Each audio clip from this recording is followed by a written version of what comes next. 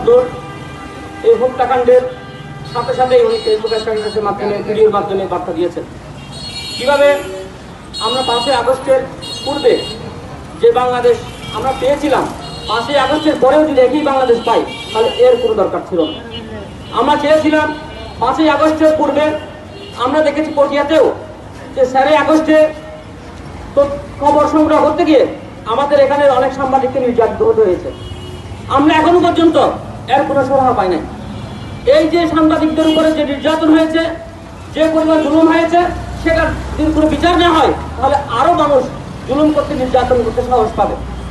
এই জন্য সাংবাদিক সুরক্ষা আইন এটাকে যত দ্রুতভাবে করা যায়, সাংবাদিকদের জন্য সুরক্ষার জন্য দ্রুত আইন, যে যিনি অপরাধ করবেন সব দ্রুত তদন্ত করে দ্রুত শাস্তি দিতে হবে। তাহলে আর কেউ অপরাধ করার সে সাহস পাবে না। আমরা তো জানি সাংবাদিক জাতির বিবেক, এই জাতির বিবেক এবং জাতির দর্পণ আমাদের সমাজের যে ঘটনাগুলো ঘটবে তারা সেটাকে ফুটিয়ে তুলবে। এখন যদি তারা তাদের নিজেদের জীবনকে এভাবে হুমকির মধ্যে রেখে এভাবে যদি তাদের জীবন এর কোনো দাম না থাকে, তারা যদি হত্যার শিকার হয়ে যদি বিচার না পায় তাহলে তারা পরবর্তীতে এই যে সুষ্ঠু সংবাদ, তারা যে নির্ভয়ে সংবাদ নেওয়ার জন্য যে চেষ্টাটা তাদের ছিল সেটা তাদের ব্যাহত হবে।